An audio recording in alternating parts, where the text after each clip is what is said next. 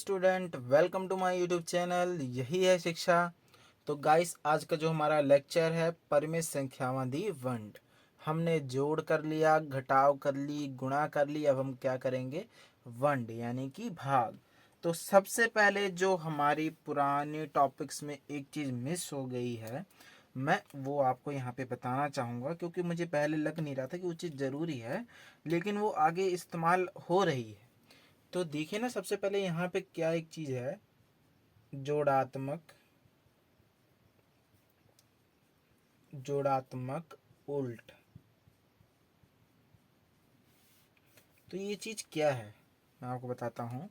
जोड़ात्मक उल्ट का क्या मतलब है यहाँ पे, कि अगर कोई संख्या, कोई परिमेय संख्या जैसे कि a अपॉन बी, इसका जोड़ात्मक उल्ट पता करना हो तो क्या होता है, b अपॉन ए। कहने का मतलब, अगर ये 1/2 है तो 1/2 का जोड़ात्मक उल्ट क्या होगा, 2/1। और 3/2 का जोड़ात्मक उल्ट क्या होगा, 2/3। ठीक है, जोड़ात्मक उल्ट पता लग गया ना क्या होते हैं। अब हम करेंगे इसके कुछ रूल करेंगे, परिमेय संख्यावादी वंड। ठीक है, तो देखिए क्या है सबसे पहले।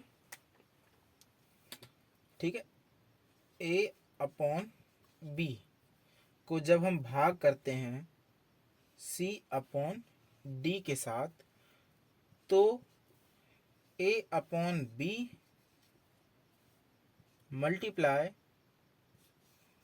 सी अपॉन डी द उलट के बराबर होगा। कहने का मतलब क्या है यहाँ पे, जो ए बटा बी भाग सी बटा डी, ए बटा बी गुणा सी बटा डी का उल्ट क्या होगा बच्चों, डी बटा सी। ओके, ये पता लग गया। अब हम इसको थोड़ा सॉल्व करेंगे, यहाँ पे ध्यान से देखना। एक सवाल को लेकर के, जैसे कि यहाँ पे एक सवाल है हमारे पास, एक एग्जांपल लेते हैं हम। -8/13 को जब भाग करेंगे, ठीक है, किसके साथ भाग करेंगे,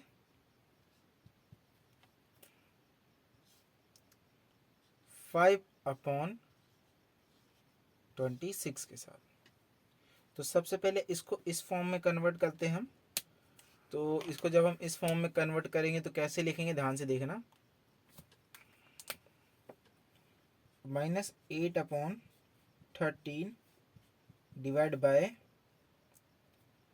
5/26 किसके बराबर होगा, -8/13 मल्टीप्लाई बाय इसके जोड़ात्मक उल्ट, यानी इसके जोड़ात्मक उल्ट सी अपॉन डी का क्या, यानी 5/26 का क्या होगा जोड़ात्मक उल्ट, 5/26 का जोड़ात्मक उल्ट क्या होगा, 26/5। सिंपल सी चीज़ है, ये इसके बराबर है। अब हम इसको कर लेते हैं। अब जो ये है ना, इस साइड को अब हम यहाँ पे लेकर के, आगे लेकर के सॉल्व कर रहा हूँ मैं। क्या है, -8/26 सॉरी 8/13 मल्टीप्लाई बाय 26/5। अब देखो यहाँ पे 8 को मैं 26 के साथ मल्टीप्लाई करूँगा, 13 को 5 के साथ मल्टीप्लाई करूँगा, या 13 को 5 के साथ मल्टीप्लाई करूँगा, तो एक बड़ा सा नंबर आ जाएगा। तो बहुत बड़ा नंबर आ जाएगा, फिर उसको काटना बड़ा मुश्किल हो जाएगा। अगर इसको यहीं पे थोड़ा काट पीट देते हैं, जैसे कोई चीज़ कट रही है, देखिए अगर कोई चीज़ ना ऐसे है, ऊपर नीचे है ना, तो आपस में कट सकती है। यानी कि जो यहाँ पे 13 है ना, वो 26 के साथ कट सकता है। कैसे कट सकता है, देखो 13 × 13, 13 × 26 कैसे है मैं दिखाता हूँ। 1 के टेबल पे जो 13 आता है, कितने पे आता है, 13 पे आता है। ओके, ठीक है। 2 के टेबल पे जो है 26 कितने पे आता है, 13 पे, है ना। तो देखिए अगर मैं इसको अलग करके लिखूं, इसको और इसको पिकअप कर लो, तो देखो 26/13 बनेगा ना, ऐसे बनेगा। तो हम इसको काट सकते हैं, यानी ऐसे क्रॉस क्रॉस में काट सकते हैं, क्रॉस क्रॉस में है तो काट सकते हैं। ठीक है, तो हमने इसको ऐसे काट दिया जैसे मैंने दिखाया ना। अब मैंने इसको डायरेक्टली काट दिया। जब आप उस थोड़ी प्रैक्टिस करोगे ना सवालों की, अगर 1.3 तक आप प्रैक्टिस करोगे सवालों की बार बार, तो आपको ऐसे इजीली काटना आ जाएगा जैसे कि मैंने यहाँ पे काट दिया है। ठीक है, तो अब मेरे पास देखो मैं सिंपली यहाँ पे काट सकता हूँ। कैसे? इसको काट के मैं क्या लिख दूंगा 1, इसको काट करके लिख दूंगा 2। तो देखो क्या है, -8/1 आ जाएगा। ओके, जो ये 1 है, मल्टीप्लाई बाय 2/5। ठीक है, और ये किसके बराबर आ जाएगा माइनस। और एक बात यहाँ पे और ध्यान रखने वाली थी मेरे हिसाब से, चलो वो नहीं है, यहाँ पे लगा देते हैं हम 16/5। ठीक है, अगर यहाँ पे अगर कहीं पे भी ये माइनस होता, जैसे कि यहाँ पे हम कर लेते हैं -26 ले लेते हैं, तो यहाँ पे भी -26 आ जाता है ना। तो यानी माइनस माइनस ना आपस में कट जाते हैं। ये हम यहाँ पे ले लेते हैं, जो माइनस है ना दोनों के साथ होता है, ऐसे 5 के साथ ले लेते हैं।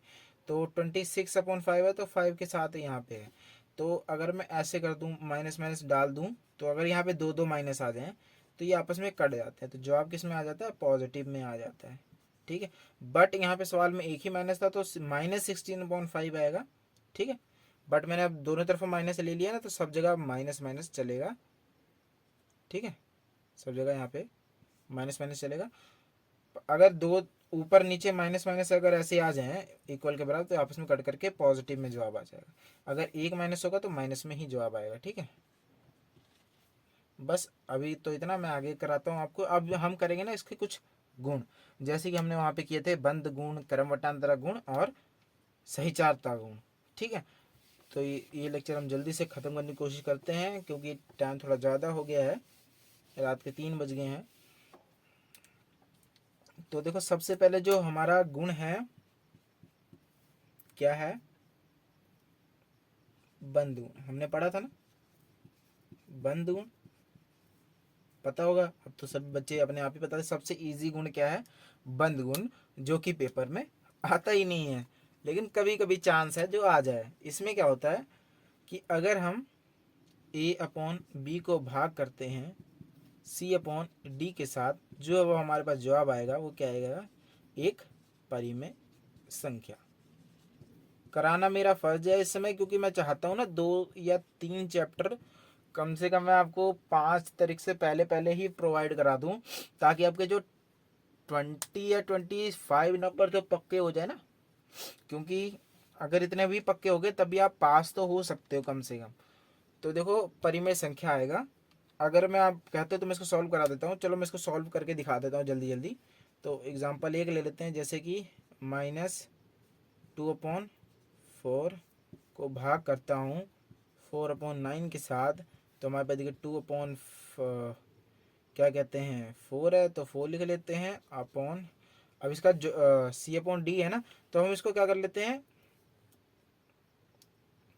जोड़ात्मक उल्ट ले लेते हैं। क्यों? क्योंकि हमने अभी पीछे देखा था ना, हम जोड़ात्मक उल्ट लेते तो हम 9/4 कर लेंगे, पर फर्स्ट जो नंबर है उसका जोड़ात्मक उल्ट नहीं लेंगे, जो सेकंड नंबर उसका जोड़ात्मक उल्ट ले लेंगे। 2 और 9 को जब हमने मल्टीप्लाई किया तो हमारे पास कितना आ गया, 18 और 4 4 द 16, कितना आ गया हमारे पास 16। ओके, अब हम इसको काट सकते हैं कैसे, 9 2 द 18, 8 2 द 16। अब कितना आ गया -9/8। -9/8 भी क्या है, एक परिमेय संख्या। देखो ऊपर एक टाक संख्या, नीचे एक जिस्त संख्या, तो कटना मुश्किल है। तो बस अब हम इसको यहीं पे छोड़ देंगे। जो हमारा नेक्स्ट गुण है वो क्या है, जिसका नाम है क्रम वटांद्रा गुण। ठीक है, क्रम वटांद्रा गुण में क्या था कि a/b को जब हम भाग करेंगे c/d के साथ, किसके इक्वल होगा, c/d भाग a/b। जो बीच में इक्वल आता था, बट नॉट इक्वल है, तो ये गुण है ही नहीं। अगर तुम्हें कोई कह दे कि इस गुण से करो वंड को, डिवीजन को, तो कह देना ये इक्वल है ही नहीं आपस में, नॉट इक्वल को प्रूफ करो। वो कह देंगे ये संख्या है तो इस संख्या को नॉट इक्वल प्रूफ करो, यानी अलग अलग एक संख्या दे देंगे तो ये कहेंगे क्रम वटंद्रा गुण राही, इसको सॉल्व करो वंड के अंदर। ठीक है, तो ध्यान रखना कि नॉट इक्वल है। अब कौन सा गुण आ जाता है तीसरा, जब ये नॉट इक्वल तो इसको हम प्रूव नहीं करेंगे, जाहिर सी बात उन्होंने खुद ही बता दिया है। मैं चाहता प्रूव करवा देता लेकिन अब इतना टाइम नहीं है।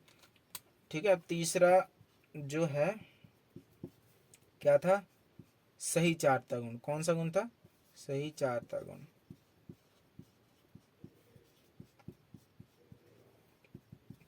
कौन सा गुण है हमारे पास, सही चारता गुण। सही चारता गुण में क्या था बच्चों, ध्यान से देखना, ए अपॉन बी भाग सी अपॉन डी और भाग ई अपॉन एफ किसके बराबर था, ए अपॉन बी भाग सी अपॉन डी भाग ई अपॉन एफ। बट ये भी नॉट इक्वल है, तो इसको भी ध्यान रखना कि जो वंड है उसमें सही चारता गुण और कर्म वटांद्रा गुण लागू नहीं होता। तो आज का टॉपिक यहीं पे ख़त्म करते हैं, तो आप इसको नोट डाउन कर लें। तो अगर आपको वीडियो अच्छी लगी हो तो इसको लाइक करें, हमारे चैनल को सब्सक्राइब करें और अपने दोस्तों तक इस वीडियो को ज़रूर शेयर करें। ठीक है, थैंक यू।